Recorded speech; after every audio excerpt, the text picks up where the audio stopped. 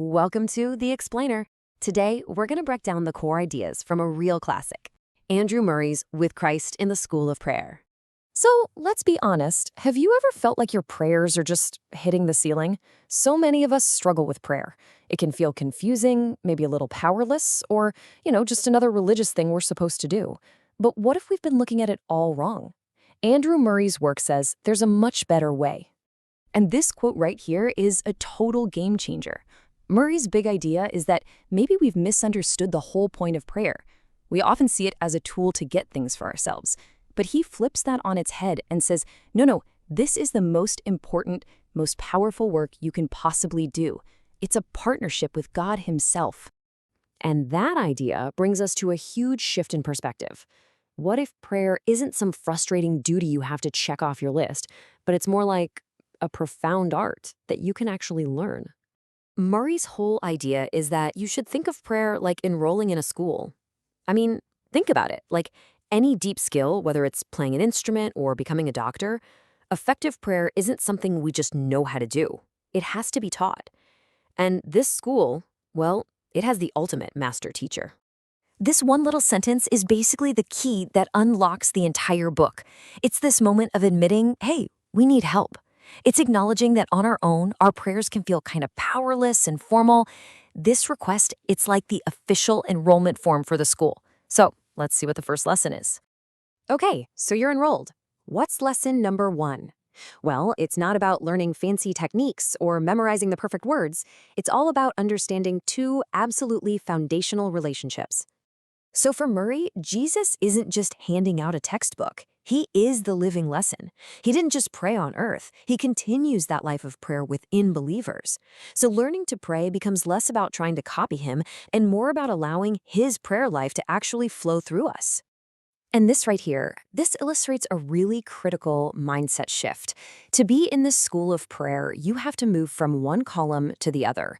You stop seeing God as some distant king you approach with fear and formal protocol, and you start seeing him as a deeply loving, accessible father who you can go to with the simple confidence of a child. So where does this class take place? In the inner room. And this isn't just about finding a quiet closet somewhere.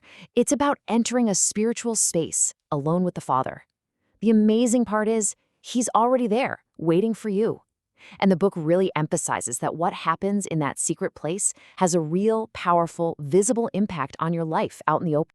All right, so once you've got that relational foundation set, with Jesus as your teacher and God as your father, the curriculum moves into the practical side of things, how to actually ask effectively.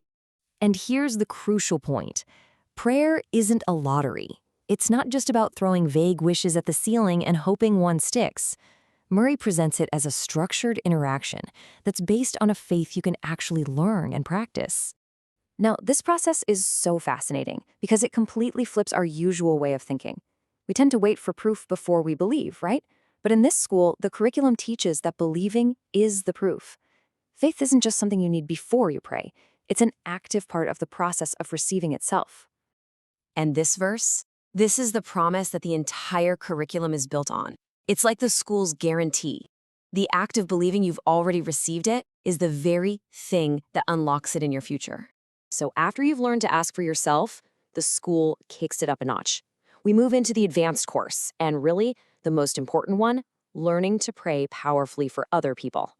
This is where it all starts to click. See, the whole point of this school isn't just to make you an expert at getting things from God. It's to train you to be an effective coworker with God.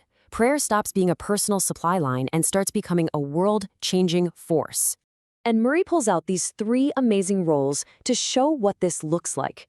You've got the bold persistence of a friend banging on a door at midnight for someone else's need.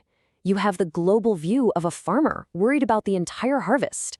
And you have the spiritual authority of a kingly priest, standing in the gap for others. It's active, it's powerful stuff. And this brings up a pretty mind-blowing idea. What the sources pointing out is that God, the Lord of the harvest himself, has somehow made the supply of workers for his kingdom dependent on the prayers of his people. Our prayers have a direct impact on the workforce available for God's purposes. So what does graduation from this school look like? Well, it's not about getting a diploma. It's about a complete, total transformation in how you see prayer. The whole journey can be summed up like this. You might walk into the school seeing prayer as a religious duty, a one-way monologue with a wish list. But you graduate understanding it's a deep relationship, a powerful dialogue, and your role in a world-changing partnership with God. At the end of the day, what Murray's work really teaches us is that learning to pray is just learning to live in constant, confident communication with God. The power isn't in some magic formula, but in who you're talking to and who you are to Him. And that's our explainer on Andrew Murray's With Christ in the School of Prayer. It leaves us with this final thought.